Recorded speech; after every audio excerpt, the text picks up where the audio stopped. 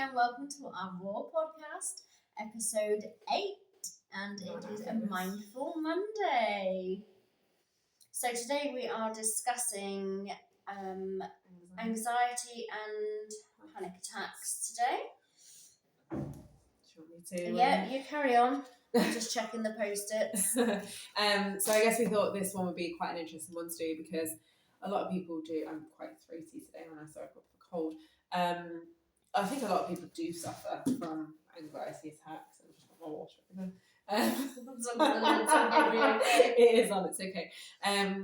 Yeah, I think again it's something that's probably more common that people let on. Yeah, I think it is. I think a lot of people do suffer from anxiety and they just like try and stick it in a box because they don't want to deal with it. Yeah, I think a lot of people seem to feel ashamed of it and they really shouldn't do. Yeah, I think that's probably what we would start with because I think for me, a lot of people kind of feel like if they've got anxiety, it's almost like, oh, I must be broken, there must be something wrong with me to have that feeling of anxiety or to suffer with panic attacks. And actually, when you look, there are so many factors for somebody to have anxiety. So obviously some of us are, more likely to have it from genetics. So it can be a genetic thing.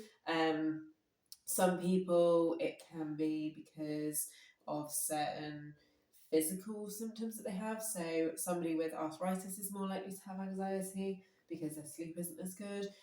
Somebody with thyroid issues, again, that impacts the hormones. Somebody with anemia can be more likely to have anxiety because it affects their brain function. So there are loads of like little things that can actually be. On top of that, you've got things like if your brain is actually overactive, so if you've got a lot of stuff going on and it's really struggling, then anxiety is likely to be higher because the hormone levels are raised, which is why you're kind of struggling with it. And it can also be that chemical imbalance, which we spoke about when we spoke about anxiety and depression last week, which is to do with your serotonin and your dopamine, basically. So when you've got the imbalance, you're more likely to suffer with anxiety. So those are like biological reasons that you could suffer from it. But then there's also things like if something is going on at that moment in time, that could be linked to it. Any trauma that you've had in the past, that's why they have CBT training for people that have had traumatic things. Why are you laughing at me? Nothing. Carry on, as you were. There's no mug today. There's no mug. There's no mug, no. Is that the trauma? You've got mug trauma. Mug trauma, yeah. And also, what's my train of thought now? Childhood. I wasn't laughing at you. No. Okay. God knows what you were laughing about. Tell you on Saturday. And then childhood trauma can be another thing.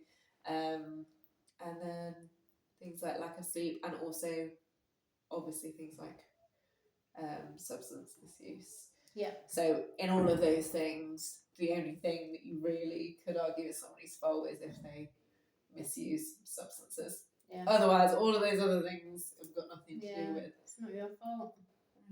There's nothing you can do about it. Well, there is stuff we can do about it. Well, yeah. there is stuff we can do about it. But it's not your fault. That's the most important thing. That's the important thing to remember. And then, so panic attacks are linked in terms of, so everybody knows kind of like the fight and flight response to a threat. There are actually 5 now that they've recognised. We did that in the training. It's fight, flight, freeze, fawn, and flop. Okay, yeah. Now I don't know if the flop is just children, just applies to children, or whether it's to everybody, because I don't know any adults that would flop to the ground, but I might be having a really bad day. No, depends how bad things get. I'm done, that's it, I'm gone. Chris would probably say, sometimes.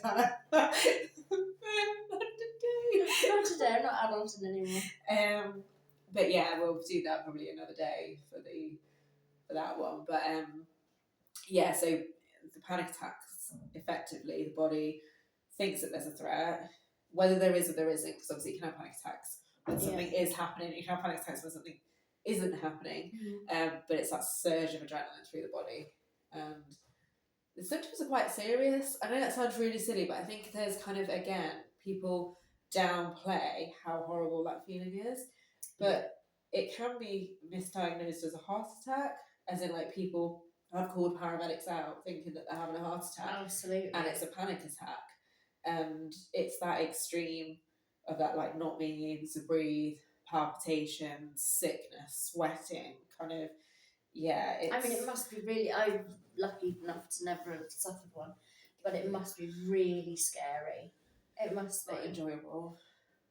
And you can see why people do call ambulances. If you're there and you're sweating, you're feeling sick, your chest is tight and everything, it's scary, I'd imagine. Or you just carry on doing what you're doing. Why can't you? Or you just you just carry on and then just throw up afterwards. Vomit later. Yeah, it's fine. But no, like, it's not fine. That's the truth of it. And I think, but at what point are you ever going to sit in like a meeting with somebody and be like, just give me a second, just having a bit of a panic attack over it, you know? It's a bit, oh my goodness, it's a bit awkward. But there are things that you can do to help. There are things that you can do. Yes. I've spoken loads, so you can take one. Oh, I'll take one. Okay, so we've got, you can use your grounding techniques. Yeah. So you've got your 5 senses. That's my favourite one. That's your go on then. You do your favourite No, one. no, you speaking loads. No, I'm just saying. You're good at that one. Okay, Okay, well I'm gonna do starfish breathing because I think that's a good one. Now, Ethan was given this book from school, and in it was a starfish breathing technique. So it was a picture of a starfish, and it had arrows, and you have to trace your finger around the starfish. Okay. And that was really good. I mean, obviously, if you're in the middle of a panic attack, it's too late. It's not really you're not gonna get your starfish out, are you? Do you know what I mean? If you're right in the middle of a meltdown, you're not gonna have time to get your starfish out. But it is about breathing and just remembering to breathe through things. Yeah. It does make me laugh because I remember when Sam came home once and he was like, well, Miss Paulmanta told me that if I'm like angry or anxious about something, I just blow out the candles. Oh my God, blowing out the candles. I was like, you need to blow. It is a really good one, but there are situations it is not. I'll remember that when you're screaming at me and ripping things off the walls out. Don't forget to blow out your candles. Punch you in the face.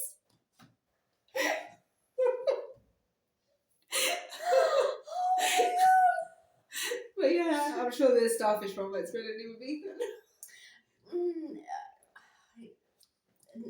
Before it's too late, yeah.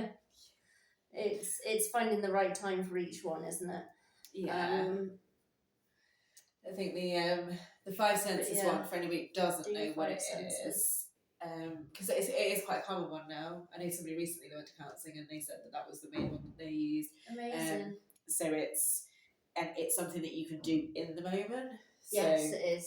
You look for 5 things you can see, 4 things you can feel, 3 things you can hear, 2 things you can...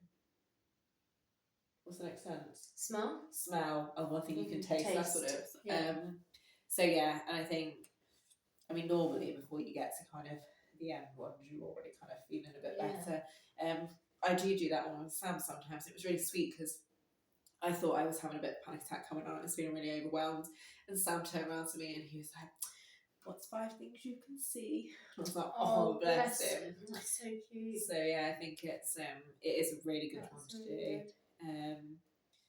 And then in the moment, I know some people. I used to see somebody that used to get them, and he said Rescue Remedy was the thing that he Rescue Remedy is good.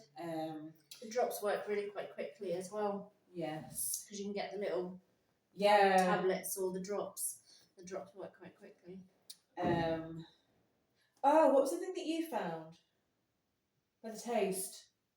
Oh, so if you're in the middle of a panic attack, if you have something really sour, then it almost like shocks your brain as if to say, oh my God, what's that? And it can bring you almost instantly out of into- it, and it just brings you back, and it works really quickly, and it's quite instant, and it is proven to work. So either keep a lemon or a bag of something really sour in your handbag. Just a random Not lemon. everyone likes sweets. Yeah, but not everyone likes sweets, do they? Not everyone wants to eat sweets. It's just really funny. So, What with a lemon in your bag? I always I carry a know, lemon. I've just got to snap it open and have a bit when I'm in the middle of a panic attack. Yeah. Just bite the side I of it. can't think of any other sour foods. Because not everyone wants a bag of sour mix in their handbag, do they? Well, no, that's true. I don't know what you would. Well, no, it's just made me laugh because I probably would Yeah. carry a lemon around. It's a bit weird. Yeah, I wouldn't carry the lemons. See, I'd go for the sweets. I'd go for the sweets over the lemon, but I'm just saying I'm the kind of person that would be weird enough to put a lemon in No, my why bag. not a lemon just in case I have a panic attack? But yeah, it does work. It almost like shocks your system into thinking. Yeah, because that's the That's foundation different, and it's like behind it, snapping you out isn't it? almost. Yeah, because instead of Mm. like kind of your brain's thinking about what could happen, it's Yeah. snapping you back into what is happening in that moment. Yeah. Because there's two types of grounding techniques, isn't there? There's the physical one, which does have a scientific name which I can't think of, which is what we were talking about when you Walking barefoot. on Yeah. grass and things, because it kind of brings you back down to earth, and there's like apparently you get feedback from the earth. So Yeah. it sounds really hippie-ish, but there is science It behind does. it. Yeah, there's science to back it up, isn't there? So it really But- does help. Let's face it, in the middle of a panic attack, I don't think you're going to start taking your socks and shoes off and start finding the nearest patch of grass. Depending on where you are. Probably not. I guess if you can feel something coming, then's the time Yeah. to remove your shoes and socks. It might be a bit strange if you're at work. Well, I think I'm just going to kick these off a minute and go and stand out on the grass. But then I guess maybe that wouldn't be weird. Maybe we shouldn't laugh and say that it's weird. You know, maybe we should be able to do Absolutely, we're that. trying to normalise things. Yeah. I mean, Yeah. And then obviously the other side is the brain, bringing the brain back down to earth. Yeah. So, but like all things, there's an argument that if you, what is the phrase, Vicky, of prevention is, do you know what, I always forget. prevention's better than cure. Yeah, I always have to ask Katie this, like all the time, I'm like, what is that phrase? And she's like, It could be one of hundreds. Hold on a minute, you're going to have to give me a little bit more. I don't like Prevention's to keep better than guessing. cure. Yeah, so it's like they say doing mindfulness techniques and grounding techniques and things like that, actually you're less likely to have panic attacks because the cortisol levels come down, which are linked to Yeah. adrenaline and things like that. So there are things that you Looking can after do. yourself. Sleep. Sleep. Say it all the time. We should do a whole Yeah. podcast on sleep. We are going to do a whole podcast on sleep. There is so much to talk about sleep. Nobody sleeps enough. People laugh at me when I say about sleep. And I'm like, I haven't slept enough. And there's those people and they've done like 5 hours sleep and they're like, you haven't slept enough? And I'm like, no, 8 hours sleep, thank you very much.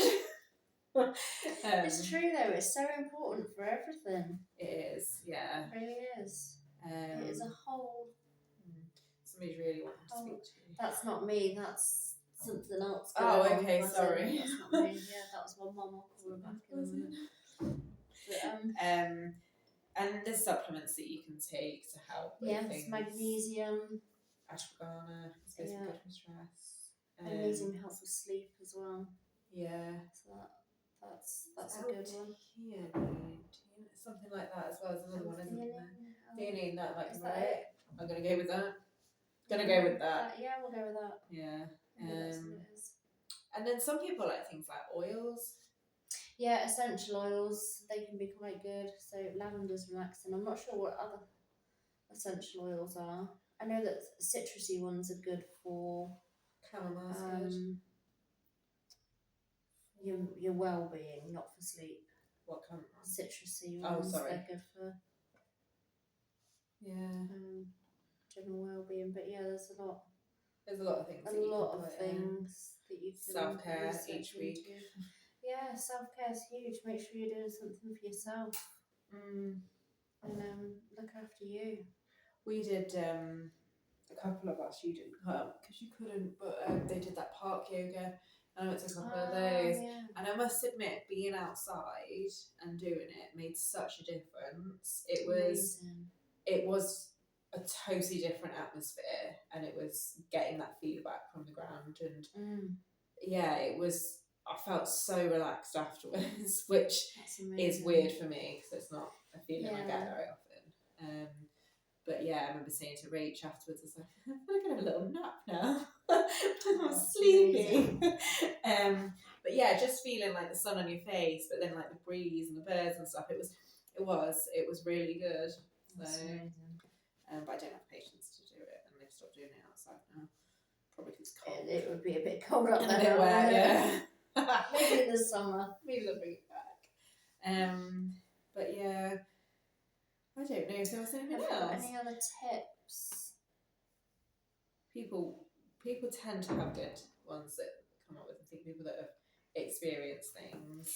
Yeah, I mean, I think, you know, sharing our own experiences as well, isn't it? And what helps you. I mean, it's very individual. Absolutely, yeah.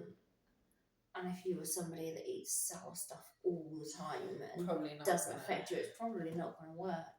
No. But yeah, it's just something to slap in the face, something to show Joking when I get violence. Yes. Yeah, but you've seen that on films before, haven't you? When someone's having a panic attack and they just whack them, and it's like, yeah, I'm back. Yeah. Sometimes a hug depends on the type. Sometimes you can hug yourself. If you squeeze really tightly, weighted blankets, they've got loads of stuff now, haven't they? Actually, and also fidget spinners are really good. I know somebody used to go to meetings and he would have a fidget spinner in his pockets because it would give him that feedback whilst he was having to kind of like talk to groups. So yeah, there are lots of things that, and also I think it's okay for people to say, "I just need a moment."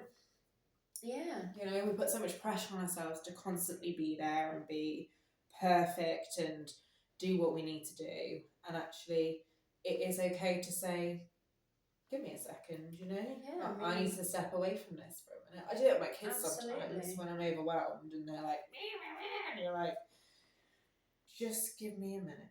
And now my children say, which is always really funny when they say the things that you say, like, just give me a minute. I don't want to wait. Yeah, I don't like waiting. You can wait for me.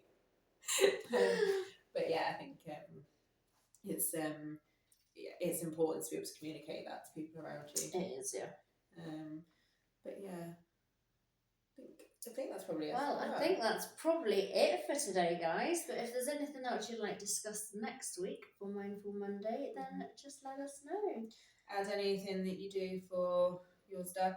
Thanks also to everyone that's commented on our things and for the support so far. Feeling the love. Yeah, I saw Witty commented on a couple this morning. I haven't responded to it yet, but she did make a note, like on a few of them. I was like, oh, amazing. We'll go back through. Yeah, that'll be nice. And we have got it on Spotify now, so we'll do the link and stuff later. I know, faces everywhere. But yeah, and also, try and get into self-care this week if you can. Let us know how that's going. And that's probably it for Mindful, isn't it? I think it is, yeah. Maybe let us know what you're doing for you this week. It's 1st of December. It's Christmas month. But yeah. So excited.